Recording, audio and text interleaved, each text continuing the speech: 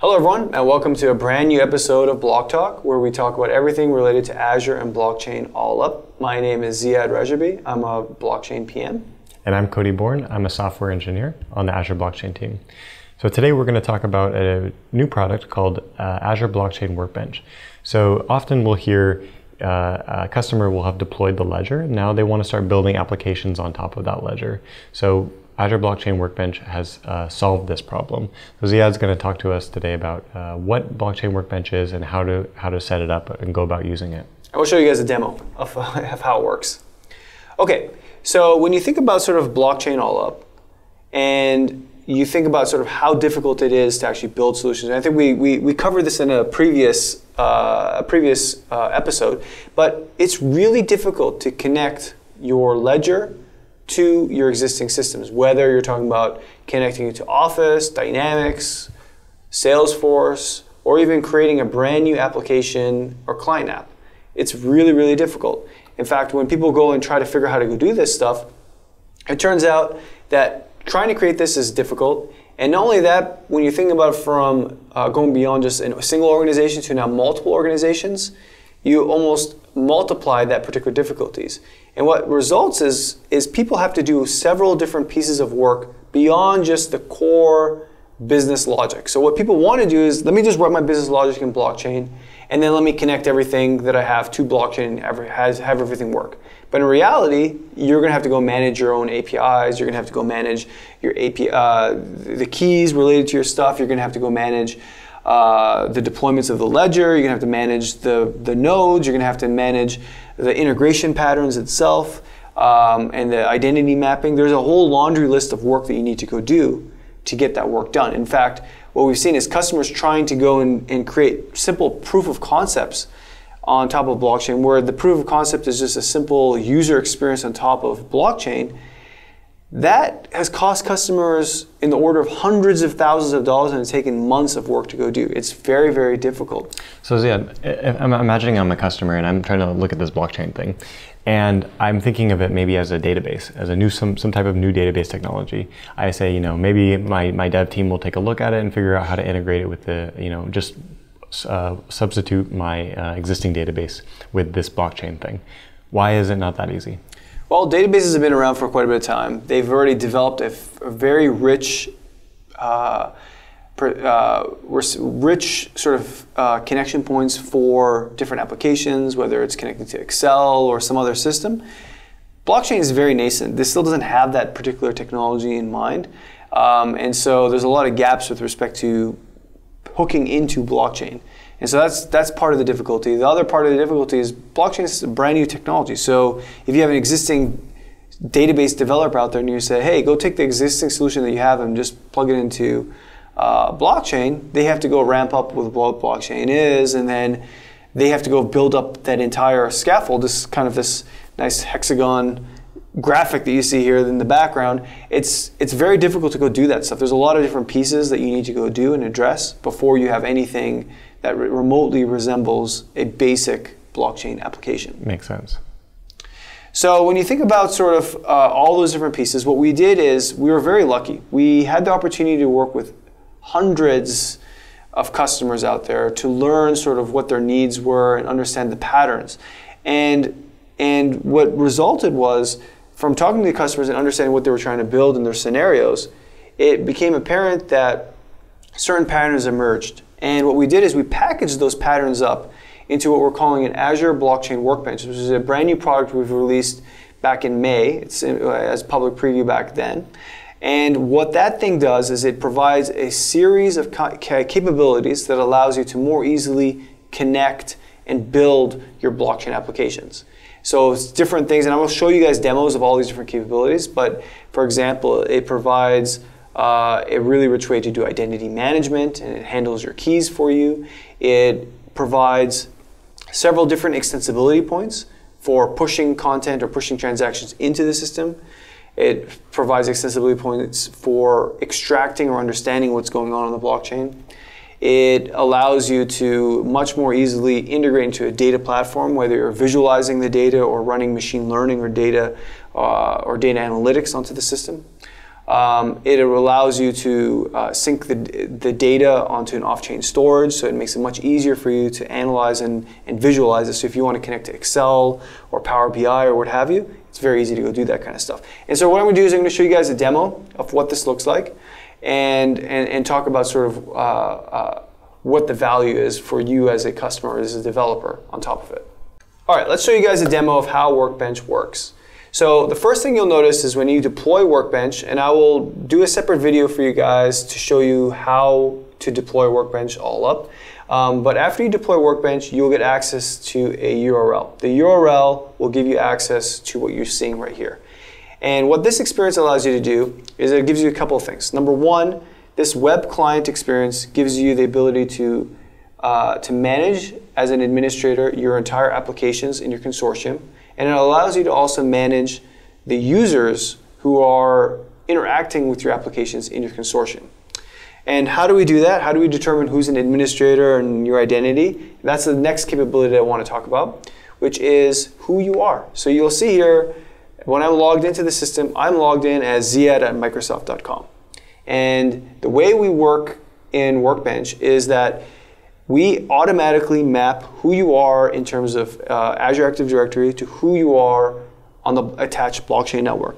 So when you use Workbench, Workbench right out of the box is using the proof of authority Ethereum network. And in that network, every user is represented as a particular address on that network. And what we do is we automatically map that to who you are in your identity management system, leveraging Azure Active Directory. And the advantage there is that I can leverage all the security features of my identity system, like two-factor auth or any other capabilities, for free and automatically by using the system. I don't have to know who I am in terms of addresses. I just have to know who I am in terms of my identity in the enterprise. I see. So where are the private keys stored in this case? So yeah, so in terms of who I am in terms of in Ethereum and my private keys, that's all leveraging a service within Azure called Azure Key Vault. Key Vault securely stores the keys, and we're also using Key Vault to sign transactions on behalf of users. That's awesome. So I don't have to use MetaMask or any kind of wallet to identify who I am or to confirm my transactions. I always interact with the system as who I am at Microsoft.com. And if I'm interacting with anybody else in the system, it's you at Contoso.com or you at whatever other company.com. And that's how I interact with it. I don't have to remember addresses. So that's the nice thing about it. So that's the second set of capabilities. And then for every user that logs into the system, you're basically two types of users. One is you're an administrator, or the other one is just you're a member participating somehow in the application in the consortium. So in this case here, I am signed in as an administrator, and you can tell that because I can create new apps, I can disable my apps, I can manage the users. So if I click on 49 members here, for example, I can see all the different members who are associated with my consortium are all listed here. And this is all connected to Azure Active Directory. And the nice thing about leveraging Active Directory in this case as well is that it's federated. I can invite users from all organizations participating in this network. That's really powerful. So it's not just Microsoft users, it's everybody who have invited. So I can do it's very like enterprise friendly. We try to make it as enterprise friendly as possible. And we try to create this experience here for you so that you as an information worker or you as a developer, you can easily go and validate and test your applications and your blockchain applications and ensure that it all works, and then have that all working across your consortium. So we'll show you guys how that works. So let's go ahead and create a new app.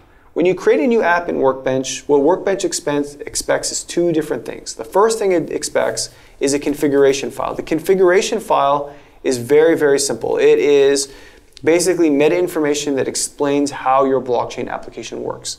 The easiest way to explain a blockchain application or smart contract is think of it as like a state machine.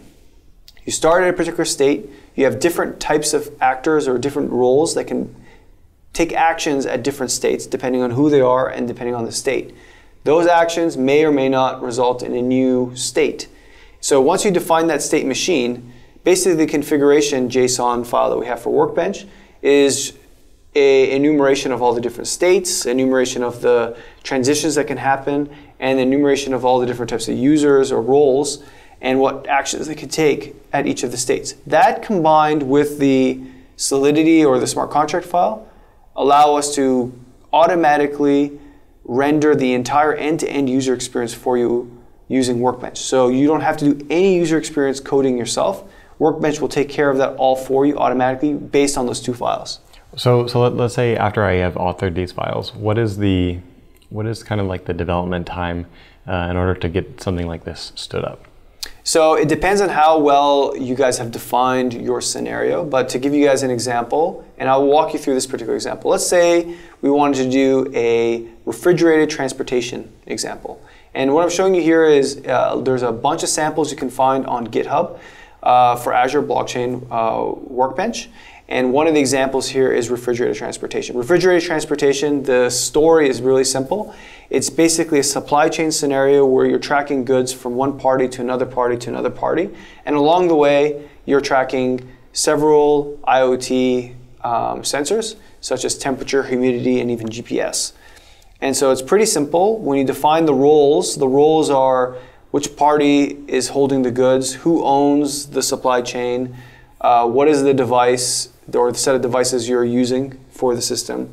And then if you want to have an observer in the system, observer could be something like a government agency or a food inspector or something like that. And so you're basically defining the roles. And then the next thing you need to define is the states. And so in this case, there are just 4 states. One is you're basically creating a shipment. This shipment is in transit. The shipment has been completed and has been delivered successfully. And the last failure state is the shipment is out of compliance, which basically means maybe the sensor for humidity and temperature went out of your range that you expected, and which may have resulted in perishable goods that are no longer edible. Yeah, I've heard that like ice cream, if it melts and then even if you refreeze it again, it's actually dangerous. It's really dangerous. In fact, we've heard, I mean, you can see this on the news. There's cases where people are doing recalls on food because something has happened along the way. In some cases, maybe the refrigeration unit went down and comes back up and no one noticed, or it could be some issue with that particular shipment of goods. And so this allows you to more easily pinpoint those things and provide a set of transparency across the system. Now, what's nice about using this as a blockchain solution is that every single party participating in the blockchain network has full transparency of what's happening in the network. And so if a party is holding the goods and the refrigeration unit goes down, all parties can be notified immediately and in real time. And in real time, you can adjust how the supply chain is going to account for that particular lost shipment. And one of the kind of questions that I get around blockchain is like, how does blockchain solve this for supply chain where, you know, you can, essentially if you have data that's being injected into the blockchain that's bad data, you end up with garbage results. So how does you know, supply chain work with blockchain? Blockchain doesn't magically solve this. And of course, you know, blockchain, it doesn't solve this by itself, but we do work with other third-party customers to build tamper-proof sensors, as well as one of the cool projects that we're working with 3M is these adhesive labels that you can detect when somebody has messed with it. So, for example, if you're taking medicine and you want to make sure that this medicine hasn't been tampered with, using this label plus blockchain and IoT really helps solve these problems in a nice way. Yeah, I think there's some really nice scenarios where you can combine IoT, blockchain, and even AI to make some very powerful solutions out there. And so we're going to have some future episodes where we'll talk a lot more deeply in terms of how these things work.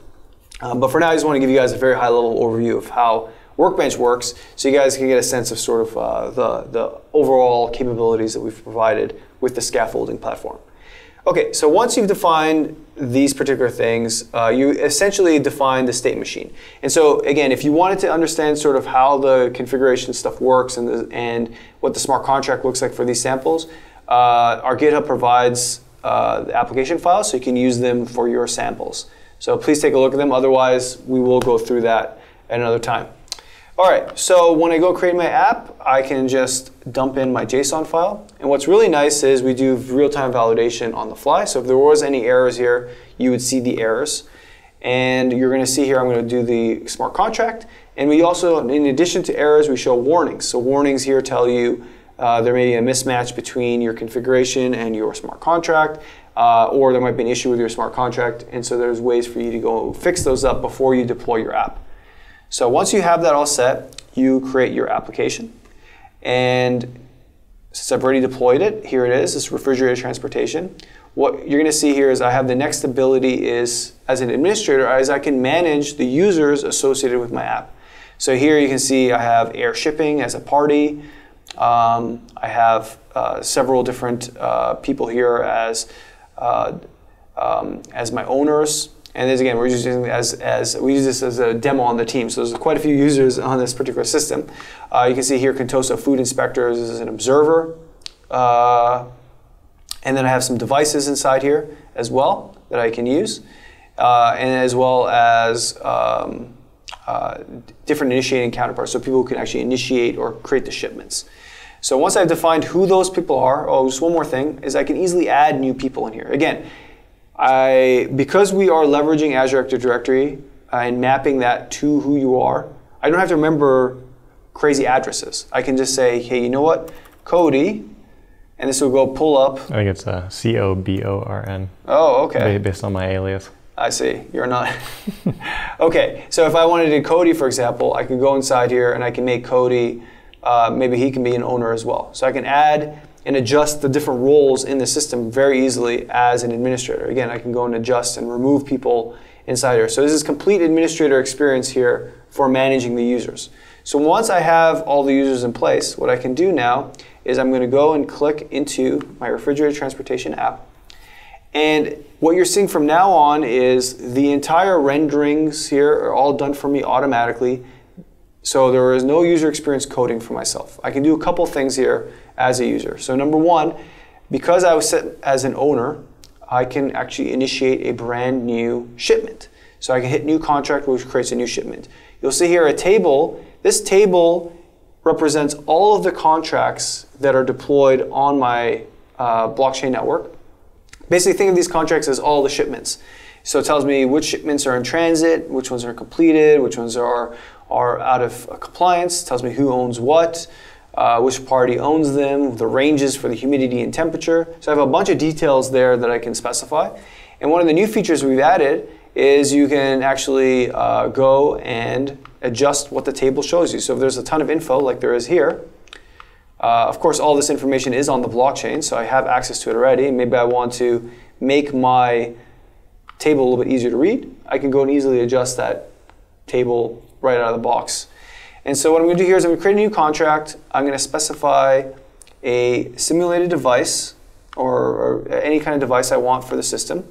For the owner, I will say that it's me. Again, what's really nice here is I don't have to remember anybody's addresses. I'm always interacting with people. So as an observer, I can say Contoso Food Inspectors is my observer. I can specify humidity range and a min and maximum temperature range. So maybe I'm transporting ice cream that needs to be transported between 2 and 7 degrees Celsius here. So I hit create. And what's happening now is a brand new transaction is being created and it's being submitted to the blockchain network. And so another set of capabilities that Workbench provides is it will automatically build your transaction, it will sign it, it will route it to the appropriate blockchain, and then it will automatically pick up that information for you and throw it back into your system. And so what I mean by throw it back into your system is we'll automatically synchronize the data on the blockchain to an off-chain storage like a SQL database, and we'll use that information to help power up the web UI here or any client application that you have. So for those that are developers in the audience, essentially what we did was we uploaded the Solidity file, which is, you can think of kind of like a class definition. And then here we're creating an instance of that class, which is this contract object. And we provided it a set of parameters that are used in the constructor of that object, and that makes it unique on the blockchain. That's right. So the next thing you'll see here is I'll go to this one, and the next screen you'll see is basically details on that contract within the blockchain. So what state are we in? How many states has this contract gone through? And then the details pane right here tells you these are all the details that are stored in the blockchain. So it tells me when it was created, the contract address, who owns what, which party owns the goods at this time, the ranges, all the inputs that I had from before. This activity log tells me, it's basically, think of it as like an audit trail. Who did what, when, and what did they do, right? So I have all this information at my disposal, including the block and the transaction hash. And depending on who I am and the state of the contract, I can take action. So in this case here, since I'm an owner, I can now transfer the goods to another party. So I'm going to hit transfer responsibility, and I'm going to give it to Shady Shipping, which happens to be Cody's company here. So I'm going to hit take action, and a new transaction is getting created right now. It's being pushed to the blockchain, and essentially what you're doing is the state is going to go from created to in transit, and you'll see that the party that owns it now is Shady Shipping, right?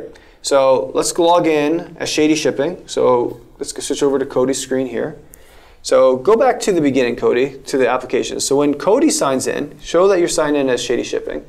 You'll see here that he's Shady Shipping completely. My very reputable company. Yeah, it's totally trustworthy. So his list of applications is much shorter than the one that I had. And you also notice that he's missing some buttons, which means that he is not an administrator, but he is associated with refrigerated transportation. So click on that, and he will see the list of different transactions. So click on the one that we just created, Cody.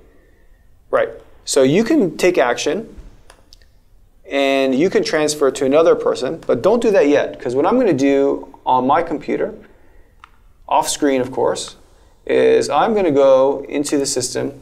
And if we had a real IoT device, which we have this working with real IoT devices, and we've done this presentation actually to several of our leaders, is we took a hairdryer and we blasted some IoT devices to just mimic temperature being just spiking up. And so what I'm going to do is I'm going to do a simulated version of this, and I'm going to put in a temperature of, let's say, 35 degrees.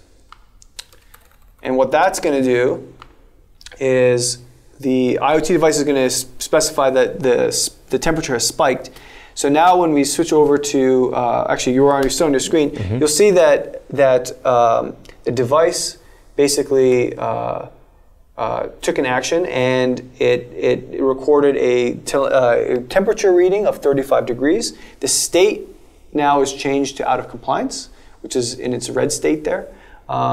And you'll notice now anybody who's participating in this particular network can go down to the details experience, and they can see that the party who owns it, the current party, is Shady Shipping. So Shady Shipping is not as trustworthy as we thought, and has resulted in a refrigerated transportation shipment that has failed because of, if you scroll down some more, it gives you some information. So temperature value got out of range because it reached 35 degrees Celsius.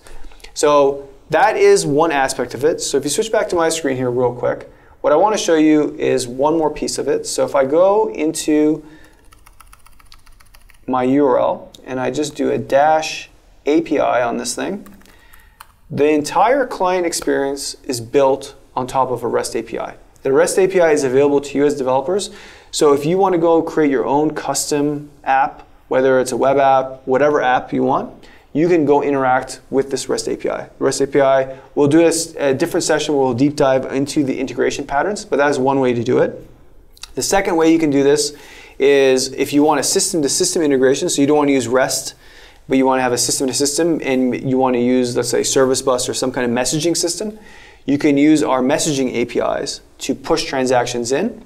And then lastly, we have a way to pull information out. You can pull information out with the API, whether it's the REST API or the messaging API. And we use this series of connection extensibility points to allow us to provide events. And so we'll show you guys how to do that in a future episode and dive really deep in terms of the integration patterns all up. This is really cool. So where do I go to get started? How do I deploy Blockchain Workbench? Yeah, so the first thing you want to do is go to the portal itself. So if I go to the portal,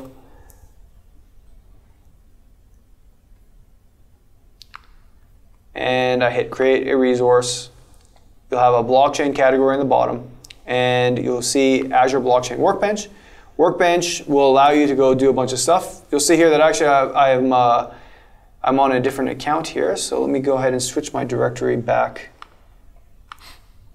I'm actually signed in as a non-user, so let me